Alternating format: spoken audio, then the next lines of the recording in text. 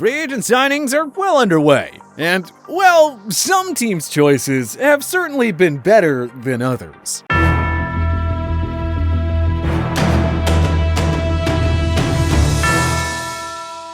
The majority of the top 2021 NFL free agent markets have found their new homes. While some of these guys will be great examples of money well spent, other teams will feel that buyer's remorse within a year or two. I have the buyer's remorse. Here are 5 NFL free agents that will shine with their new teams, and 5 that will flop.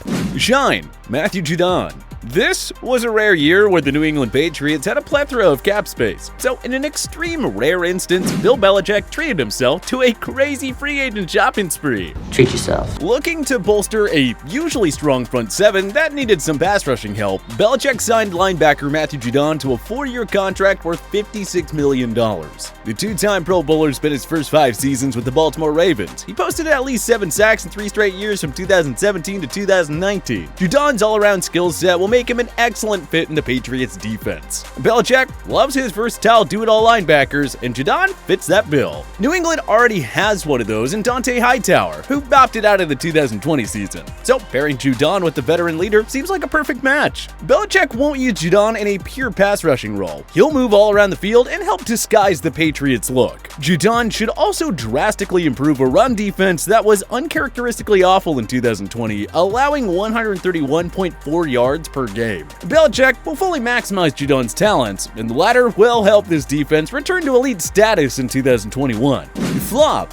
Marvin Jones. The Jacksonville Jaguars usually spend ridiculous amounts of money in free agency, but under new head coach Urban Meyer, they've decided to be a little more conservative this year. Rather than chase the top receivers like Juju Smith-Schuster, Kenny Golladay, and Corey Davis, the Jaguars settled on Marvin Jones. The former Detroit Lions wideout agreed to a 2-year, $14.5 million pact. It's not a lot of money, but it's hard to see Jones fitting in this offense that will soon be led by Trevor Lawrence. Yes, Jones has always been a safe bet to hit 700-plus receiving yards, but he also had the fortunes of playing in a one-dimensional, pass-heavy offense led by Matthew Stafford. And he was the Lions' go-to receiver before Golladay took over the role in 2018. Now, Jones is joining a Jacksonville team with a much more balanced offense that features 1,000-yard running back James Robinson. He'll also have to compete with 2 young receivers in DJ Chark and Laviska Shenault Jr. So how exactly will Jones fare with fewer targets in Jacksonville's offense? Don't expect Lawrence to just air it out all game like Stafford did in Detroit, and that could result in a massive drop in production for the former Lions wideout. Shine, Curtis Samuel. Absolutely one of our favorite 2021 offseason moves. It was well known ahead of the free agency that the Washington football team desperately needed another wide receiver to complement young star Terry McLaurin, and they found one without having to overpay. Ron Rivera's squad landed Samuel on a 3-year contract worth $34.5 million. That is an absolute steal given his production and high ceiling. Samuel had a career year for the Carolina Panthers in 2020, recording 77 catches for 851 yards and 3 touchdowns. He was also used as a runner in Matt Rule's creative playbook, recording 200 rushing yards and 2 rushing scores. And this was despite losing targets to 1,000-yard wideouts DJ Moore and Robbie Anderson. Now, just imagine what Samuel can do as a number 2 receiver in DC. Washington's defense carried the team to an NFC East Division title in 2020, but the offense should be a lot more explosive with Samuel complementing McLaurin, Logan Thomas, and standout rookie Antonio Gibson. This team really isn't all that far away from Super Bowl contention. Flop, TREY HENDRICKSON. Nothing like putting together a breakout season in your contract year. TREY HENDRICKSON did just that for the New Orleans Saints in 2020, recording a team-leading 13.5 sacks. That was well ahead of veteran superstar Cameron Jordan, who finished second on the team with 7.5. That breakout season helped Hendrickson land a shiny, new 4-year deal worth $60 million from the Cincinnati Bengals. Yes, upgrading the pass rush was necessary, but there are too many risks with this deal. For starters, Hendrickson only had 6.5 total sacks over his first 3 seasons. seasons. How do the Bengals know he's not a one-year wonder? Secondly, a lot of Hendrickson's production can be attributed to, well, you know, playing on a star-studded New Orleans defense. Opposing offensive linemen had to account for the likes of Cam Jordan, Sheldon Rankins, and Marcus Davenport. He won't be playing with that type of talent in Cincy. Hendrickson is going from a scheme that maximized his skill sets to, well, one of the NFL's worst defenses from the past 5 or so years. Asking Hendrickson to build off a career year in a completely different defense with a lack of stars surrounding him, yeah, this move has flop written all over it. Shine, JONNU Smith. Adding to his defense wasn't Belichick's main focus in free agency. Rather, it was supplying Cam Newton with the necessary playmakers. Before the Patriots' 2019 wildcard showdown with the Tennessee Titans, Belichick offered incredible praise for Smith. He's great after the catch, probably the best in the league. I mean, I can't imagine anyone better than him after the catch. And now he's yours, Bill. The Pats will likely build their new-look offense around Smith in the short passing game. He'll be a great addition in the run-blocking department, but he'll especially help in the short underneath routes within the passing game. Smith will especially be a matchup nightmare on third and short situations. Opposing defenses will focus so much on Henry, Bourne, and Aguilar, which will only open up the field for Smith. Like JUDON, Smith is the perfect fit for the Patriots scheme. The Titans used this guy pretty well, but he was never going to be a focal point in their offense with Derrick Henry and A.J. Brown hanging around. Smith may not light up the scoreboard in 2021, but he'll be a big-time difference maker in the revamped Patriots passing game. Flop, A.J. Green. Arizona Cardinals GM Steve Keim made 2 savvy moves by adding J.J. Watt to bolster the pass rush and Rodney Hudson to revamp the offensive line. Addressing the secondary and the running game are still necessities, but maybe they'll do that at the draft. Either way, Keim landed another big name in free agency when he handed past his prime wideout A.J. Green a 1-year deal worth $6 million guaranteed. The deal has a max value of $8.5 million. 3 years ago, Green, Larry Fitzgerald, and DeAndre Hopkins would have been an unstoppable receiving trio. But Green, unfortunately, isn't much of a difference maker at this stage of his career. Injuries limited him to 9 games in 2018. He missed all of 2019 and predictably regressed in 2020. Green notched only 47 catches for 523 yards and 2 touchdowns in his final season with the Bengals. Green wasn't much of a factor even when Joe Burrow was under center, and now the Cardinals are hoping he'll suddenly bounce back at the age of 33, even though he's only had 1 healthy season over the last 3 years?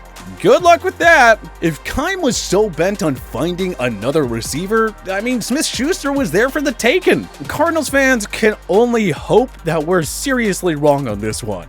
Shine, Carl Lawson.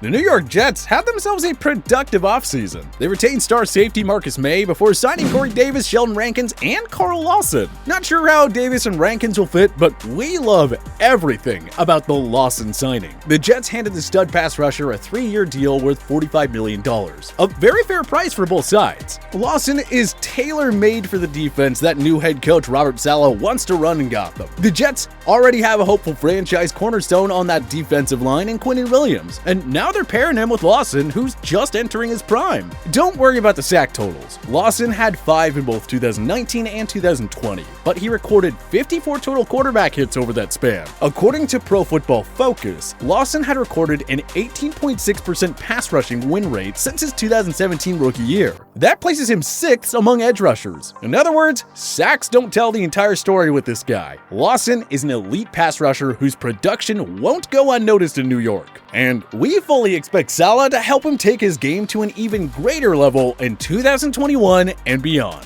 Flop, Andy Dalton.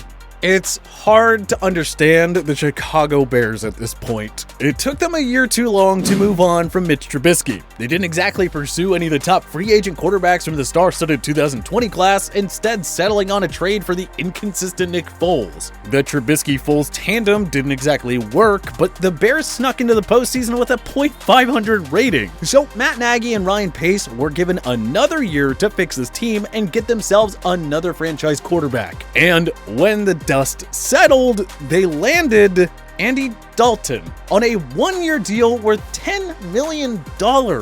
Dalton isn't much of an upgrade over Trubisky or Foles, so what exactly were the Bears thinking here? $10 million is an overpay too. We can't imagine that there was a big enough market for Dalton to the point that Chicago had to give him that much. At least they kicked the tires on the possible Russell Wilson trade. We'll give him that, but Ryan Fitzpatrick, Marcus Mariota, Alex Smith, and Tyrod Taylor would have all been better options here. Dalton couldn't do much on a Dallas Cowboys team loaded with stars like Amari Cooper, Ezekiel Elliott, Michael Gallup, and CeeDee Lamb, so we're really not seeing how he'll fare much better on the Bears' underwhelming offense.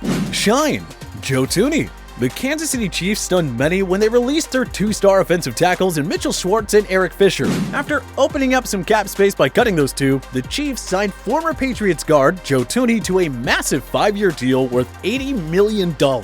Though THUNEY hasn't earned any Pro Bowl selections, he was consistently one of the NFL's top offensive linemen during his time with the Patriots. He didn't miss a single game over those 5 years in New England, and like a fine wine, his production has only gotten better with age. Few, if any, teams develop offensive linemen as well as KC. Andy Reid knows what he's doing.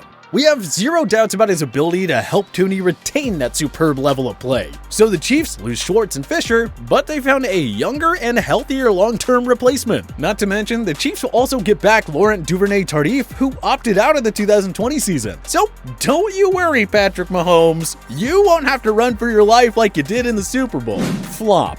Patrick Peterson. The Minnesota Vikings' idea of addressing a woeful secondary was to add a past-his-prime veteran cornerback.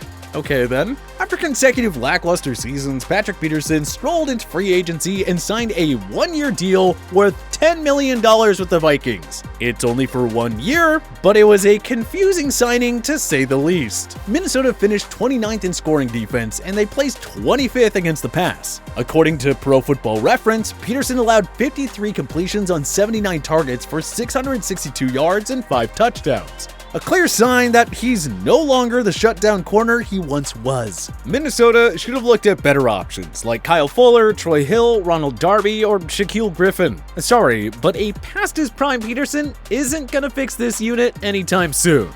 Which other NFL free agents do you think will shine with their new teams, and which ones do you think will flop? Join us in the comment section below. If you liked this video and learned a thing or two, clicking the like button helps out a ton, and hey, we appreciate it. If this is your first time coming around to TPS though, subscribing is a great idea because we put out videos like this every single day. But as always, thanks for watching, and we'll see you guys next time.